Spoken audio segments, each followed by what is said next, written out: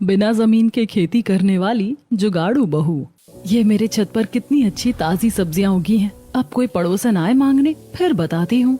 श्वेता सब्जी के पौधों में पानी डाल रही थी और तैयार सब्जी छांट रही होती है कि तभी सुषमा और गायत्री उसके घर के नीचे से आवाज लगाती है।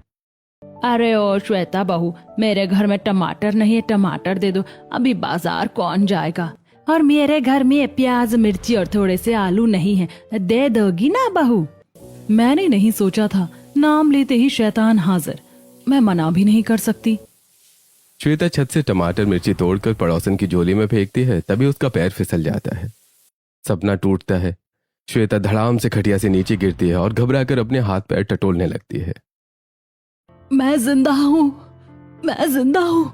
अरे मैं बच गई, मैं नहीं मरी। अरे ओ पगली, मरी कब थी जो अब जिंदा होने का ऐलान कर रही है? सो रही थी, कोई यमराज थोड़ी ना लेकर गए थे तुझे। मैं लगता है भाभी ने फिर कोई उल्टा सीधा सपना देख लिया। अम्मा जी, मैंने सपना देखा, मैं छत पर सब्जियां उगा रही थी, पड़ोसने मांगने आई और सब्जियां फेंकते फेंकते मैं खुद ही छत से गिर गई। भगवान जाने तुम बहुओं को क्या क्या सूझता रहता है। ये उल्टे सीधे सपने छोड़ो और जाकर खाना बनाओ, सपनों से पेट नहीं भरता। चलिए जेठानी जी, अम्मा जी का मूड ठीक नहीं है और अगर देर हुई तो डांट अलग पड़ेगी। तीनों बहुएं रसोई में पहुंचती हैं। डिब्बे खोलकर देखती हैं तो घर में राशन बहुत कम बचा होता है। जेठानी जी देखो ना, चावल तो बस 1 कटोरी बचे हैं और यहाँ दाल भी बस मुट्ठी भर है। अरे बाप रे, 2 आलू 1 प्याज और 2 टमाटर, इससे इतने लोगों का खाना कैसे बनेगा? क्या पंचायत लगी हुई है? खाना बनाओ जल्दी। अम्मा जी खाना तो बना देंगे, लेकिन राशन तो देखिए। जो है जैसा है उसी में बनाओ। हमारी सास और माँ भी ऐसे ही घर चलाती थी। उनकी सास माँ के घर में शायद लोग कम खाते होंगे या फिर राशन ज्यादा होता होगा। क्या खुसर पुसर चल रही है? कुछ नहीं अम्मा जी। तीनों बहुएं मिलकर बचा हुआ राशन जोड़ती हैं। कोई दाल में पानी बढ़ाती है, कोई सब्जी में आलू ज्यादा डालती है, कोई पतली रोटियां बेलती है। जीविका, दाल में थोड़ा और पानी डाल दो। दीदी, अब तो दाल नहीं, दाल का सूप बन जाएगा। हर सब्जी में मसाला थोड़ा ज्यादा डाल देती हूँ ताकि लोगों को लगे सब्जी बहुत स्वादिष्ट है। गरीबी में स्वाद भी दिमाग से बनाना पड़ता है। कुछ देर के बाद खाना तैयार हो जाता है। सब लोग खाने बैठते हैं। अरे भाई, आज तो खाने की खुशबू बहुत अच्छी आ रही है। हाँ, आज तो मजा आ जाएगा। अरे जल्दी परोसो, बहुत भूख लगी है। अरे आज 4 रोटी तो मैं अकेला ही खाऊंगा। जितना है सबको मिलेगा। बाबूजी, ये लीजिए दाल। अरे बहू, सब्जी तो बड़ी स्वादिष्ट बनी है, जरा 1 कटोरी और देना। बाबूजी, बस थोड़ी ही बची है। और थोड़ा और दे दो। अच्छा लीजिए। भाभी, मुझे 1 चम्मच दाल और चाहिए। तन्वी, बस आखिरी बची है। क्या भाभी, 1 चम्मच दाल भी नहीं दोगी? लो, ये भी ले लो। श्वेता, 2 रोटी और देना। जी अभी लाती हूँ। मेरे लिए भी थोड़ी सब्जी और रखना। अरे, और मेरे लिए भी 2 रोटी और ज्यादा। कुछ ही देर में सारे बर्तन खाली हो जाते हैं। अरे, खाना खत्म हो गया। अरे बहू, थोड़ा खाना ज्यादा बनाया करो। आदमी काम करता है तो भूख भी ज्यादा लगती है। हमें तो पेट भर खाना भी नहीं मिलता। सच में रोज यही हाल रहता है। बाबूजी, खाना ज्यादा बनाने के लिए राशन भी तो ज्यादा चाहिए। जितना घर में था सब बना दिया। हम तो खुद आधा पेट खाकर उठे हैं। बहाने मत बनाओ, अच्छी गृहस्थी वही चलती है जो कम में ज्यादा बना ले। अम्मा जी, सुबह आप लोग कहते हैं खाना ज्यादा बनाओ और शाम को हमारे पति थोड़ा ज्यादा कमाने को तैयार नहीं। क्या मतलब? बाबूजी, जितना राशन आता है उतना ही तो बनता है। बिना अनाज के चूल्हा भी नहीं जलता। आजकल की बहुएं हर बात में जवाब देती हैं। रात को तीनों बहुएं आंगन में बैठी होती हैं।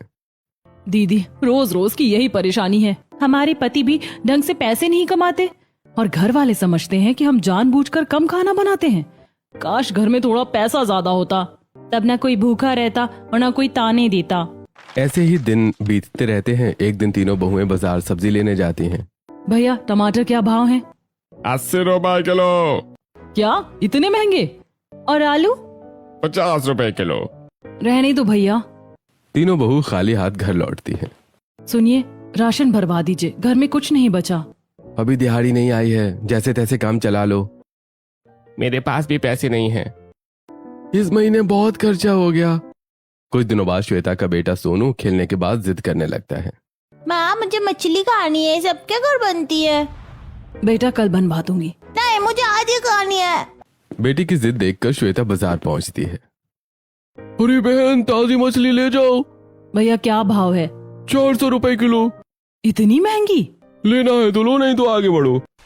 उदास श्वेता सोचती है कि तालाब से मछली निकाल लूं। वो तालाब के किनारे पहुंचती है, लेकिन वहां पहले से मछुआरे मौजूद होते हैं।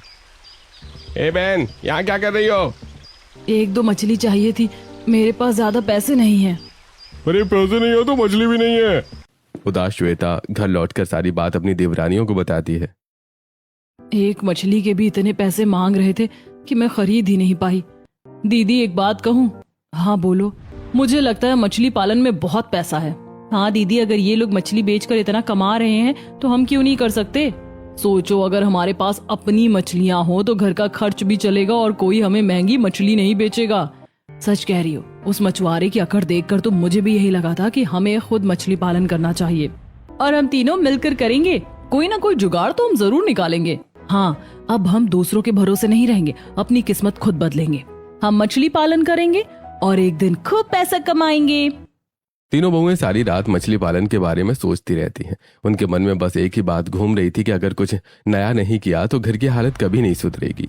देखो बहनों, दूसरों की अकड़ देखकर मुझे एक बात समझ में आ गई है कि जिसके पास हुनर है उसी के पास पैसा है। अगर हम भी मछली पकड़ना सीख गए तो हमारे घर की गरीबी दूर हो सकती है। बिल्कुल दीदी, हमें किसी के आगे हाथ फैलाने की जरूरत नहीं पड़ेगी, अपने बच्चों को भी अच्छा खाना खिला पाएंगे। और जो लोग आज हमें गरीब समझते हैं वही एक दिन हमारी मिसाल देंगे। तो तय रहा, कल सुबह से हम घर के पीछे वाले तालाब में मछली पकड़ना शुरू करेंगे। हाँ, हम जरूर करेंगे। अगली सुबह तीनों बहुएं अपनी छोटी छोटी बचत निकालती हैं। दीदी, मैंने 200 रुपए बचा कर रखे थे। मेरे पास भी 150 रुपए हैं और मेरे पास 300 रुपए हैं। सब जोड़कर एक बड़ा जाल खरीद लेते हैं। अरे वाह, अब बहुएं मछुआरिन बनेगी। घर का काम तो होता नहीं, चली है तालाब लूटने। अम्मा जी, अगर घर में पैसा आ जाए तो आपको भी अच्छा लगेगा। मुझे तो बस इतना पता है कि रसोई समय पर चलनी चाहिए। तीनों बाजार जाकर एक बड़ा सा मछली पकड़ने वाला जाल खरीद कर लाती हैं। दीदी देखो कितना बड़ा जाल है, आज तो ढेर सारी मछलियाँ मिलेंगी। मुझे तो लग रहा है शाम तक पूरा टोकरा भर जाएगा। चलो भगवान का नाम लेकर शुरू करते हैं। तीनों तालाब के किनारे पहुंचती हैं। पहले मैं कोशिश करती हूँ। अरे एक भी नहीं। कोई बात नहीं दीदी, पहली बार है। पहली कोशिश नाकाम रहती है, लेकिन तीनों बहुओं का हौसला अभी भी बरकरार था। अब देखना, मेरी किस्मत जरूर चमकेगी। वो जाल फेंकती हैं, देर तक मेहनत करती हैं, लेकिन जाल फिर भी खाली निकलता है। अरे एक छोटी मछली भी नहीं मिली। अब नेहा जिद के साथ आगे बढ़ती है। अब मेरी बारी, मैं खाली हाथ नहीं लौटूंगी। वो बार बार जाल डालती है, लेकिन हर बार सिर्फ पानी ही हाथ आता है। लगता है मछलियाँ हमें देखते ही भाग जाती हैं। दोपहर हो जाती है, लेकिन एक भी मछली हाथ नहीं लगती। तीनों बहुएं गुस्से में घर लौटती हैं। उनके पति आंगन में आराम से बैठे होते हैं। वाह रे किस्मत, औरत घर का काम भी करे और आदमी का काम भी करे। सुबह से तालाब में खड़े खड़े हमारी कमर टूट गई है और आप लोग यहाँ आराम कर रहे हैं। अगर घर चलाने की जिम्मेदारी हमारी है तो पैसा कमाने की जिम्मेदारी आपकी भी है। अरे क्या हुआ है? तालाब में जाल डालकर आए हैं, आप लोग अब जाइए और मछली पकड़ कर दिखाइए। अरे इसमें कौन सी बड़ी बात है, अभी पकड़ कर लाते हैं। तीनों पति तालाब पहुंचते हैं, जाल हाथ में लेकर खड़े हो जाते हैं। अरे जाल फेंकते कैसे हैं? अरे मुझे क्या पता, मैं तो पहली बार आया हूँ, कहीं खुद ही पानी में न गिर जाऊं। तीनों जैसे तैसे जाल फेंकते हैं। कभी जाल उलझ जाता है, कभी पानी में डूब जाता है, तो कभी किनारे पर ही गिर पड़ता है। काफी देर बाद भी एक भी मछली हाथ नहीं लगती। क्या हुआ, मछलियाँ कहाँ हैं? अभी तो कह रहे थे बड़ी आसान बात है, एक मछली तक नहीं पकड़ पाए। ये तुम्हारा ख्याल था, तुम ही करो, मुझे ये काम नहीं करना। हम मजदूरी कर लेंगे लेकिन तालाब में नहीं उतरेंगे। जब घर में खाने की कमी होती है तब हम तीनों पर सब उंगली उठाते हैं, लेकिन मदद करने की बारी आती है तो सब पीछे हट जाते हैं। कोई बात नहीं, हम खुद करेंगे। अब अगले दिन तीनों पति काम की तलाश में निकल जाते हैं। इधर बहुएं फिर तालाब पहुंचती हैं। 1 2 3 दिन बीत जाते हैं, लेकिन एक भी मछली हाथ नहीं लगती। लगता है भगवान भी हमारी परीक्षा ले रहे हैं। जाल डालते डालते हाथों में झाले पड़ गए हैं और घर वाले समझते हैं कि हम काम नहीं करना चाहती। चौथे दिन बड़ी मुश्किल से जाल में एक छोटी सी मछली फंसती है। दीदी दीदी देखो मछली। सच में? लेकिन कितनी छोटी, इससे तो सोनू का भी पेट नहीं भरेगा। श्वेता उस छोटी मछली को लेकर तालाब के किनारे बैठे मछुआरे के पास जाती है। भैया एक बात पूछूं, आप लोग ऐसा क्या करते हो कि आपके पास इतनी बड़ी बड़ी मछलियां होती है? क्यों बताएं? अरे कोई अपना सीक्रेट किसी को बताता है क्या? हम भी मेहनत करना चाहते हैं। अरे चलो यहाँ से, हमारा काम सीखकर हमारे सामने दुकान खोलोगी क्या? अरे ज्यादा सवाल मत पूछो, है जाओ अपना काम करो। श्वेता की आंखों में आंसू आ जाते हैं। वो चुपचाप घर लौट आती है, जाल को उठाकर घर के एक कोने में फेंक देती है। हम कुछ नहीं कर पाए। मैंने सोचा था बच्चों के लिए कुछ अच्छा करूंगी, लेकिन सब बेकार हो गया। मुझे लगता था घर की गरीबी दूर कर देंगे, लेकिन हम तो एक मछली तक नहीं पकड़ पाए। मैंने तो सपने देख लिए थे कि घर में भर भर कर राशन आएगा, लेकिन हमारे हाथ खाली रह गए। तीनों बहुएं अलग अलग कोने में बैठकर रो रही होती हैं। घर में सन्नाटा छा जाता है। अगर तुम लोग थोड़ा और कमाते तो हमें ये सब नहीं करना पड़ता। हम भी कोशिश कर रहे हैं श्वेता। कोशिश से पेट नहीं भरता। काम ही नहीं मिल रहा तो क्या करें? बच्चों की फीस तक भरने के पैसे नहीं हैं। मुझे भी दुख होता है, लेकिन मैं हार नहीं मान रहा हूँ। रोज रोज यही झगड़ा सुनने को मिलता है। न घर में पैसा है न चैन। गरीबी आदमी को अंदर से तोड़ देती है। बाहर पड़ोस की औरतें ये सब देख रही होती हैं। देख रही हो, इस घर की बहुएं कितनी मेहनत करती हैं और इनके पति बेचारे कमाते ही नहीं है। बच्चों की पढ़ाई, खाने की चिंता, घर का खर्च सब उन्हीं के सिर पर है। मुझे तो इन बहुओं पर तरस आता है। रात हो जाती है। तीनों बहुएं आंगन में चुपचाप बैठी होती हैं। कोई कुछ नहीं बोलता, लेकिन तीनों के मन में एक ही बात चल रही होती है। बहनों, मैं हार मानने वालों में से नहीं हूँ। मैं भी नहीं, चाहे पूरी दुनिया हमारा मजाक उड़ाए, हम कुछ ऐसा करेंगे जो आज तक किसी ने सोचा भी नहीं होगा। चाहे जमीन ना हो, चाहे तालाब हमारा ना हो, लेकिन हम अपनी किस्मत जरूर बदलेंगे और ऐसा जुगाड़ करेंगे जिसे देखकर पूरा गांव हैरान रह जाएगा। ऐसे कुछ दिन बीत जाते हैं। तालाब जाने वाली तीनों बहुओं को अब पूरा गांव पहचानने लगा था, लेकिन तारीफ नहीं, लोग उनका मजाक उड़ाते थे। क्या हुआ बहू, तालाब की सारी मछलियाँ विदेश भाग गई क्या? पहले कहती का सपना, फिर मछली पालन का सपना, भागे क्या करोगी? मुझे तो लगता है इन बहुओं को काम कम और सपने ज्यादा आते हैं। हंस लो जितना हंसना है, एक दिन यही लोग हमारी मेहनत की मिसाल देंगे। दीदी, लोग हमारी हालत नहीं समझते। गरीब आदमी अगर सपना देख ले तो दुनिया उसे पागल समझ लेती है। घर की हालात दिन ब दिन बिगड़ रही थी। राशन खत्म होने को था, बच्चों की जरूरतें बढ़ रही थी। तीनों पति रोज काम की तलाश में जाते, लेकिन शाम को खाली हाथ लौट आते। आज भी कोई काम नहीं मिला। पूरे चौक पर खड़े रहे, लेकिन किसी ने मजदूरी पर नहीं रखा। 10 आदमी पहले से खड़े थे, मालिक उन्हें ले गया।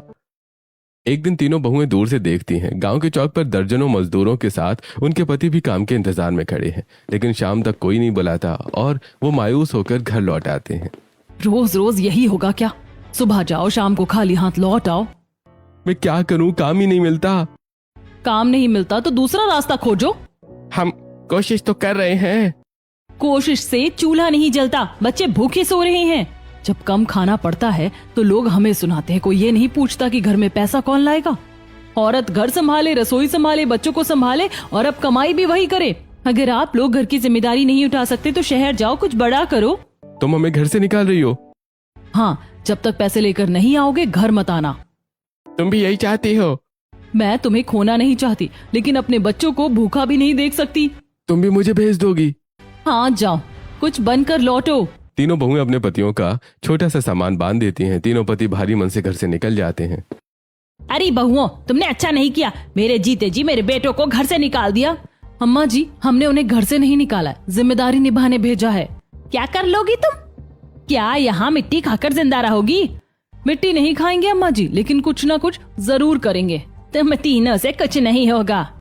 तुलसी, बहुओं को इतना मत कोसो, ये भी घर के लिए ही सोच रही है। तुम चुप ही रहो, तुम्हारी चुप्पी ने ही इनका हौसला बढ़ाया है। रात को तीनों बहुएं आंगन में बैठी होती हैं। चारों तरफ सन्नाटा होता है। दीदी, हमारे पास जमीन भी नहीं है। अगर जमीन होती तो खेती करके ही घर चला लेते। जरूरी थोड़ी ना है कि खेती सिर्फ जमीन पर ही हो। क्या मतलब? अगर जमीन नहीं है तो कोई दूसरा रास्ता निकालेंगे। आखिर क्या सोच रही हो छोटी? अब ठान लिया है तो कुछ ना कुछ कर ही लेंगे। छोटी तू भी ना, कैसी बातें करती है? दुनिया में नामुमकिन कुछ नहीं होता। तीनों बहुएं सोच में डूब जाती हैं। तभी सोनू दौड़ कर आता है। मम्मी, बहुत तेज गर्मी लग रही है, बहुत प्यास लगी है। बेटा, अभी पानी लाती हूँ। भाभी, मेरी कॉलेज की फीस भरनी है, भैया को तो आपने भेज दिया, अब फीस कौन भरेगा? नंद जी, थोड़ा सा समय दीजिए। घर में ठंडा पानी भी नहीं होता। श्वेता पड़ोसन के घर पानी मांगने जाती है। आओ बहू, क्या हुआ? चाची, सोनू के लिए थोड़ा ठंडा पानी चाहिए था।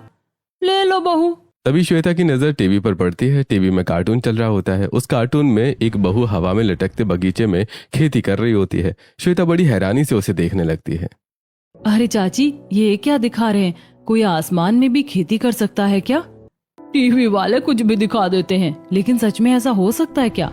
हो भी सकता है और नहीं भी। मतलब अगर इंसान ठान ले तो पत्थर में भी फूल उगा देता है। श्वेता पानी लेकर घर लौट आती है। सोनू को पानी पिलाती है और फिर दोनों देवरानियों को बुलाती है। सुनो, आज मैंने कुछ देखा है। क्या देखा दीदी? जल्दी बताइए। मैं सोच रही हूँ कि हम बिना जमीन के खेती करें। बिना जमीन के मतलब आसमान में खेती? हाँ, जमीन तो हमारे पास है नहीं, इसीलिए नामुमकिन को मुमकिन बनाना पड़ेगा। लेकिन ऐसा कैसे होगा? रास्ता हम ढूंढ लेंगे। अगर मछली पालन की कोशिश कर सकते हैं तो ये भी कर सकते हैं। तभी श्वेता की नजर घर के सामने बंधी गाय पर पड़ती है। गाय के पास थोड़ी सी जगह खाली होती है। अम्मा जी, यहाँ जहाँ आपकी गाय बनती है, अगर थोड़ा सा सब्जी का पौधा लगा दें तो? खबरदार, मेरे मायके से आई हुई गाय को हाथ भी लगाया तो। अम्मा जी, ये बूढ़ी गाय अब दूध भी नहीं देती, उल्टा चारा और खर्चा ही लगता है। हमें बस थोड़ी ऊपर जगह चाहिए, हम इसे नहीं हटाएंगे। वो जहाँ बंधी है वहीं बंधी रहेगी। अम्मा जी, हम घर के लिए ही तो सोच रहे हैं। तुम लोगों के दिमाग में रोज नया पागलपन आता है। अम्मा जी, अब हमने जो सोच लिया है वही करेंगे। तभी श्वेता की नजर घर के कोने में पड़े पुरानी मछली के जाल पर जाती है। उसे टीवी वाला कार्टून याद आ जाता है। अरे यही तो है रास्ता। क्या? दीदी जल्दी बताइए। इस जाल का इस्तेमाल करेंगे। तीनों बहुएं गांव से 4 लंबे लंबे बांस लेकर आती हैं। घर के सामने उन्हें गाड़ देती हैं। सीढ़ी लगाकर ऊपर मछली का जाल कसकर बांध देती हैं। अब जाल हवा में एक बड़े झूले जैसा दिखाई दे रहा था। दीदी, सच में ये तो आसमान वाला खेत लग रहा है। अब हम इसमें मिट्टी रखेंगे। तीनों टूटी बाल्टियां, डिब्बे और पुराने बर्तन इकट्ठा करती हैं। उनमें मिट्टी भरकर पौधे लगाती हैं और सीढ़ी पर चढ़कर एक एक करके उन्हें हवा में बांधी जाल पर रख देती हैं। देखना, एक दिन यही हमारा सहारा बनेगा। बिना जमीन की खेती और हमारी नई जिंदगी।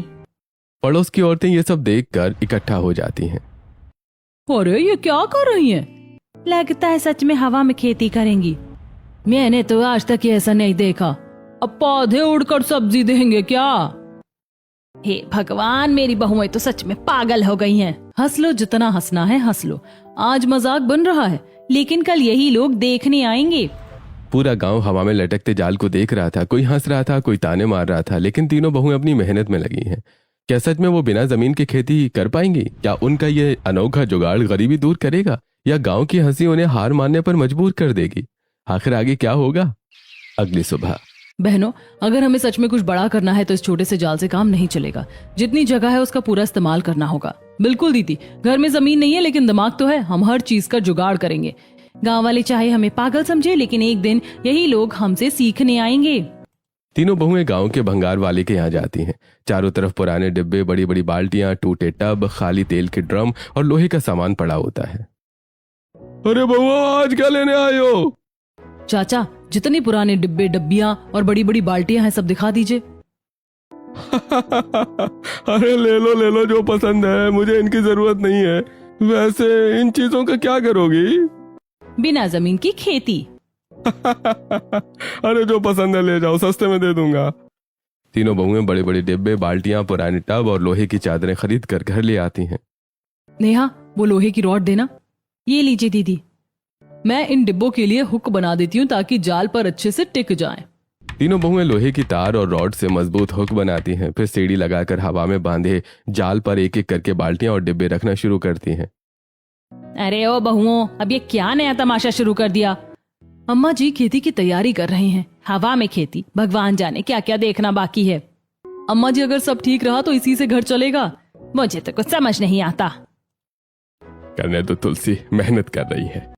तीनों बहुएं खेत की तरह तैयारी करने लगती हैं। पुरानी बाल्टियों में मिट्टी भरती हैं, कुछ में गोबर की खाद डालती हैं, कुछ में सूखे पत्ते मिलाती हैं और फिर अपने ससुर से बीज मंगवाती हैं। बाबूजी, बाजार जाएं तो थोड़ा टमाटर, मिर्च, भिंडी और लौकी के बीज लेते आइए। बेटा, मेरे पास ज्यादा पैसे तो नहीं है। जितना हो सके उतना ले आइए बाबूजी। तुम लोग हार नहीं मान रही हो, मैं भी तुम्हारा साथ दूंगा। राम बीज लेकर आते हैं। तीनों बहुएं खुशी खुशी अलग अलग डिब्बों में बीज बोना शुरू करती हैं। इस बाल्टी में टमाटर, इसमें हरी मिर्च और इसमें धनिया। जाल के ऊपर थोड़ी जगह खाली बची होती है। तीनों बहुएं पुरानी बोरियां बिछाती हैं, उन पर मिट्टी डालती हैं, खाद मिलाती हैं और उसमें लौकी, कद्दू और खीरे के बीज बो देती हैं। दीदी, ये तो सच में आसमान वाला खेत लग रहा है। अगर फसल उग गई तो गांव वाले देखते रह जाएंगे। उगेगी, जरूर उगेगी।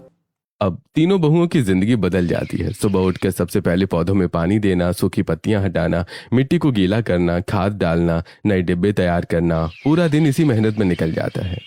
सुबह से शाम तक इन्हीं पौधों के पीछे लगी रहती हो। अम्मा जी, बच्चे छोटे होते हैं तो उनकी देखभाल ज्यादा करनी पड़ती है। ये भी हमारे बच्चे जैसे हैं। देखिए अम्मा जी, इसमें छोटी छोटी पत्तियां आ गई हैं। कुछ दिन बीतते हैं, धीरे धीरे पौधों में हरियाली आने लगती है। मिर्च के पौधे बड़े हो जाते हैं, टमाटर में फूल आने लगते हैं, धनिया की खुशबू पूरे आंगन में फैलने लगती है। दीदी, देखो देखो, टमाटर में फूल आ गए और यहाँ मिर्च भी निकल आई। हमारी मेहनत रंग ला रही है। इसी बीच कई दिन बाद तीनों पति शहर से वापस लौटते हैं, लेकिन उनके हाथ खाली होते हैं। शहर में भी काम नहीं मिला। जितना कमाया था आने जाने में खर्च हो गया। हम खाली हाथ लौट आए। हमने सोचा था आप लोग कुछ लेकर आएंगे, लेकिन कोई बात नहीं, अब हमारे पास भी कुछ है। हवा में उगी पहली सब्जियां तैयार हो जाती हैं। कुछ मिर्च, कुछ टमाटर, थोड़ा धनिया, थोड़ी भिंडी। दीदी, अब क्या करें? एक टोकरी लेकर आओ। छोटी बहू एक सुंदर टोकरी लाती है। तीनों मिलकर सारी सब्जियां उसमें सजाती हैं। सुनिए, इसे बाजार में बेच कर आइए। इतनी सी सब्जियां?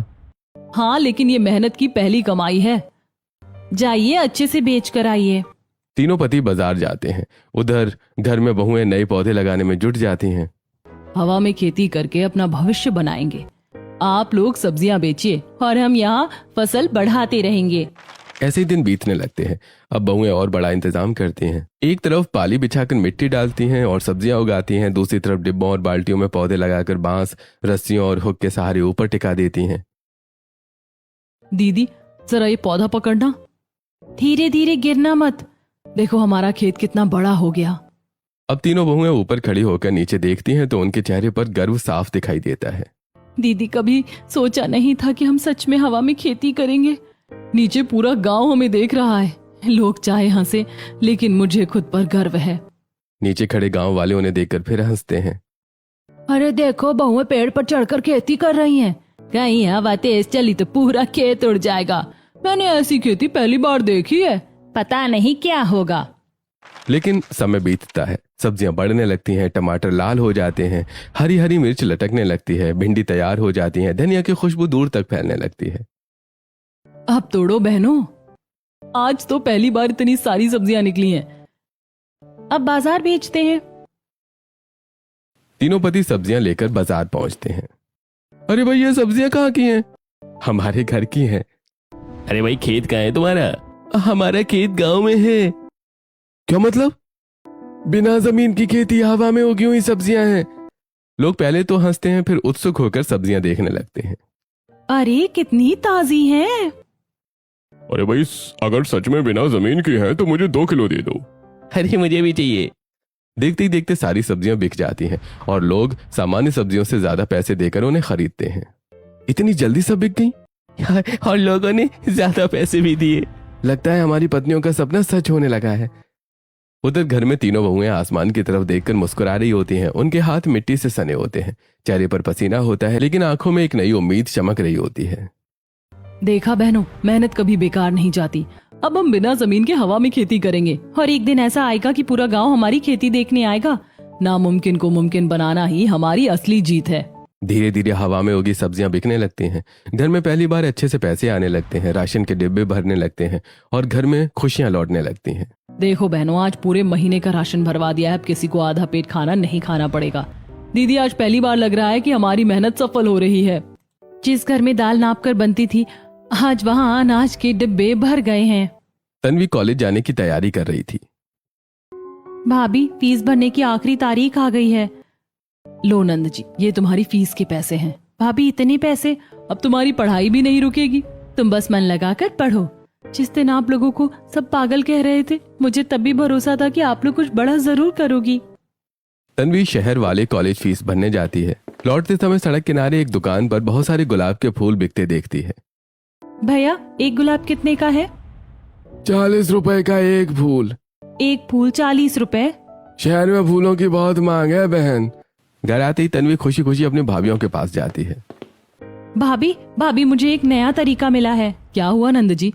आप लोग फूलों की खेती भी कर सकती हो। शहर में फूल बहुत महंगे बिकते हैं। सच में? हाँ, मैंने अपनी आंखों से देखा। एक गुलाब 40 रुपए का बिक रहा है। दीदी फिर तो हमें फूल भी लगाने चाहिए। बिल्कुल, अब हमारी हवा वाली खेती में फूल भी खिलेंगे। तीनों बहुएं फिर से मेहनत में लग जाती हैं। पुराने डिब्बों में बाल्टियों में गुलाब, गेंदा, चमेली और मोगरे के पौधे लगाने लगती हैं। इस तरफ गुलाब लगाएंगे और यहाँ गेंदा।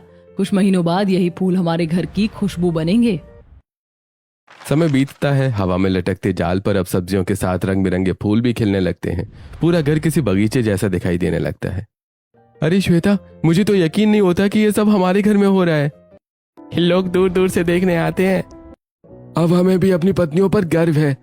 अच्छी फसल तैयार होती है। एक भाई फूल बेचने जाता है, बाकी दो गांव के बाजार में सब्जी बेचते हैं। यह हवा में उगे ताजे फूल हैं। भाई हवा में हो गए फूल? जी हाँ। लाइए मुझे भी दे दीजिए। धीरे धीरे उनकी आमदनी बढ़ने लगती है। कुछ महीनों में हवा वाली खेती से अच्छा पैसा आने लगता है और घर की गरीबी दूर हो जाती है। उधर तन्वी पढ़ाई पूरी करके नियुक्ति पत्र लेकर घर आती है। भाभी, मेरी नौकरी लग गई। सच में? हाँ, मैं कृषि अफसर बन गई हूँ। हमारी नंद अब अफसर बन गई। ये सब आप तीनों के कारण मुमकिन हो पाया। थैंक यू भाभी। ये तो हमारी सबसे बड़ी जीत है। अब घर में खाने पीने की कोई कमी नहीं रहती। सास और ससुर भी अब सब कुछ बदलता हुआ देखते हैं। बहू, मुझे माफ कर दो। मैं गलत थी। मैं हर समय तुम्हें डांटती रही। बेटा, तुम्हारी मेहनत और लगन की वजह से आज हमारे घर की हालत सुधर गई है, वरना शायद हम कभी संभल नहीं पाते। बाबूजी, हमने तो बस घर के लिए अपना फर्ज निभाया है। तीनों पति भी अपनी पत्नियों के सामने सिर झुका देते हैं। श्वेता, हमें माफ कर दो। जब तुम्हें हमारे साथ की जरूरत थी तब हम तुम्हारा भरोसा नहीं बन पाए। जीविका, तुम हमसे ज्यादा बहादुर निकली। नेहा, आज जो कुछ भी है तुम्हारी मेहनत की वजह से है। अब पुरानी बातें भूल जाइए। हम सब एक परिवार हैं। एक दिन वही पड़ोस की औरतें घर के बाहर आती हैं। और श्वेता बहू, एक टमाटर दे दो ना, और मेरे लिए थोड़ी सी हरी मिर्च तोड़ देना। और अगर धनिया भी मिल जाए तो अच्छा रहेगा। श्वेता सीढ़ी लगाकर ऊपर हवा में बने खेत पर चढ़ती है। वो मुस्कुराते हुए टमाटर, मिर्च और धनिया तोड़कर नीचे देती है। हे भगवान, कभी सपना देखा था कि छत से सब्जियां तोड़कर लोगों को दूं। आज वो सपना सच हो गया। दीदी, हमने सच में बिना जमीन के खेती कर दिखाई और दुनिया को बता दिया कि मेहनत करने वालों के लिए कुछ भी नामुमकिन नहीं होता। मेरी बहुएं किसी से कम नहीं हैं। आज पूरा गांव इन पर गर्व करता है। और मैं भी। हमने बिना जमीन के हवा में खेती कर दिखाई और अपने परिवार की किस्मत बदल दी। तीनों बहुएं अपने हवा में बने खेत को देखती हैं, जहां रंग बिरंगे फूल और हरी हरी सब्जियां लहला रही होती हैं।